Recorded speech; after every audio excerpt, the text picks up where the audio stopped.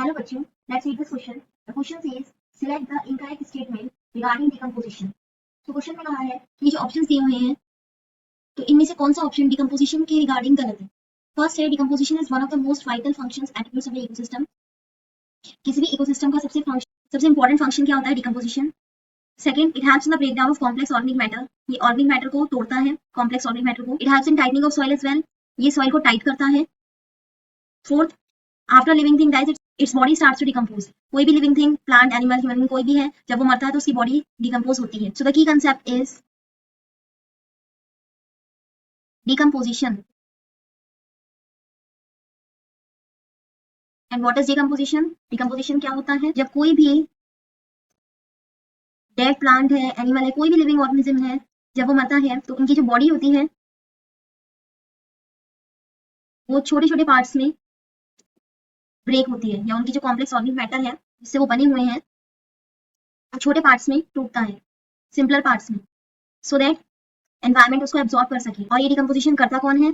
छोटे छोटे organisms like bacteria है, फंजाई है, इंसेक्ट्स होते हैं।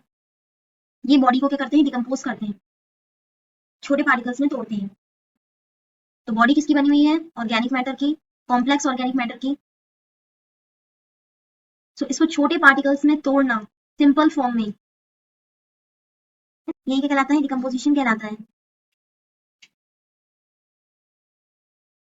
सो ऑप्शन फर्स्ट में कहा था कि decomposition is one of the most vital function attributes of an ecosystem. So ये स्टेटमेंट करेक्ट है, क्योंकि इससे क्या होता है? डिकम्पोजिशन से जो प्लांट्स हैं, एनिमल्स हैं, लिविंग ऑर्गेनिजम्स हैं, उनका ब्रेकडाउन होता है, उनके कॉम्प्लेक्स ऑर्गेनिक सब्सटेंसेस का, जिसकी वजह से जो न्यूट्रिएंट्स या ऑर्गेनिक कंपाउंड से बने हुए हैं वो क्या होंगे? रिसाइकल होंगे और वापस किस में चले जाएंगे? इकोसिस्टम में चले जाते हैं। सो इससे इकोसिस्टम को भी फायदा होता है। So it is the most important function of the ecosystem.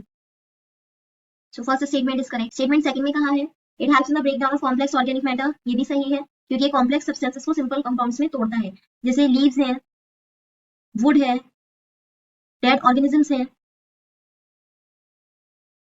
जब भी मरेंगे तो इसको किसमें कन्वर्ट कर देगा? सिंपलर सब्सटेंसेस में।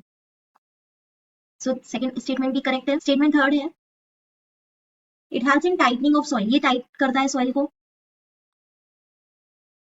सो ये स्टेटमेंट इनकरेक्ट है, क्योंकि जब ऑर्गेनिक मैटर डिकम्पोज होगा, डिकम्पोजिशन की वजह से क्या होगा? ये जो बहुत ज्यादा मोटे मोटे पार्ट्स थे छोटे छोटे पार्टिकल्स में टूट गए, तो इसकी वजह से स्पेस डेवलप हो जाएगा सॉइल में, या हम ये कह सकते हैं सॉइल कैसी हो गई? पोरस हो गई, उसमें पोर्स आ गए। अभी जो सॉइल में पोरस हो गई है, इसमें स्पेसेस आ गई हैं, इससे क्या होगा? जो एयर है, ऑक्सीजन है, पानी जो दिया जाएगा वो नीचे तक आराम से चला जाएगा। सो डिकम्पोजिशन इसलिए बेनिफिशियल होता है क्योंकि ये सॉइल को पोरस बनाता है, तो प्लांट की ग्रोथ के लिए ये अच्छा है। लेकिन ये सॉइल को टाइट नहीं कर रहा, इवन क्या करता है? लूज कर देता है। So third statement is incorrect. Statement fourth में कहा है कि after living thing dies its body start to decompose. ये भी करेक्ट है। So the final answer is C, it helps in tightening of soil as well. Hope you understood it well. Best of luck.